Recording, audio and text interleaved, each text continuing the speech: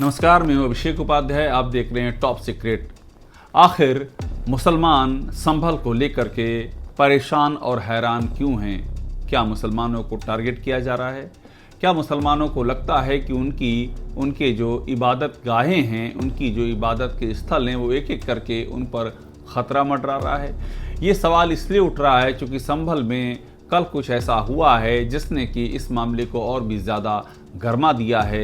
ये मामला और भी ज़्यादा तूल पकड़ रहा है। मैं आपको बताता हूं कि संभल में ऐसा हुआ क्या है कि देश भर से ये आवाज़ें उठ रही हैं कि जो संभल में हुआ है अब क्या देश भर में वही होगा। दरअसल संभल में वहाँ की जो शाही मस्जिद है, दावा किया गया कि वो श्री हरिहर मंदिर थी और उसकी जगह पर ही इस शाही मस्जिद का निर्माण किया गया है। इस मामले में संभल में चंदौसी के सिविल जज सीनियर डिवीज़न की अदालत में एक वाद दाखिल किया गया और उसके बाद वाद दाखिल होने के 2 घंटे के भीतर ही सिविल जज सीनियर डिवीज़न ने सर्वे करने की इजाज़त दे दी और शाम से पहले ही सर्वे की जो टीम है वो इस मस्जिद के अंदर दाखिल हो गई और उसने वीडियोग्राफी और फोटोग्राफी शुरू कर दी।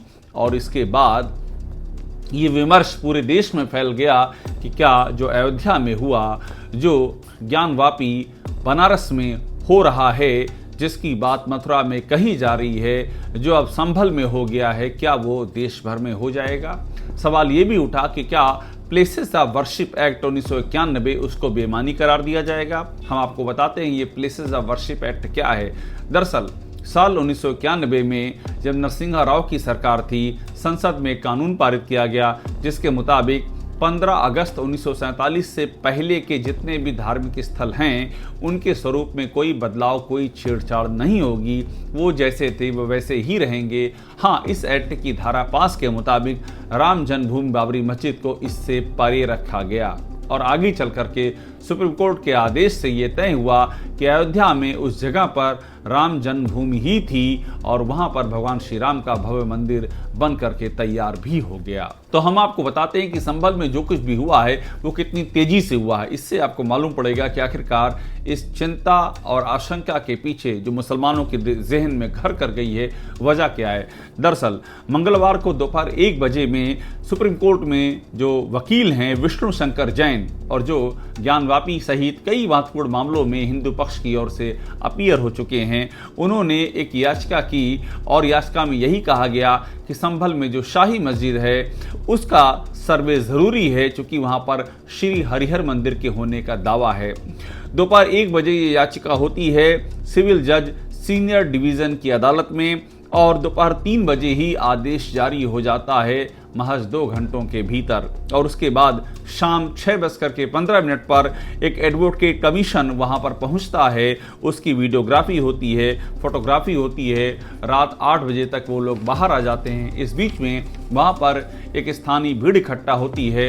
मुस्लिम पक्ष की ओर से बातें करती हुई, नारे लगाती हुई डीएम वहां पहुंचते हैं, समझा बुझा करके उसे हटाने की कोशिश करते हैं। तो ऐसे में ये सवाल अब गर्माता जा रहा है कि आखिरकार संभल में जो कुछ हुआ है इसका चुनावी कनेक्शन क्या है।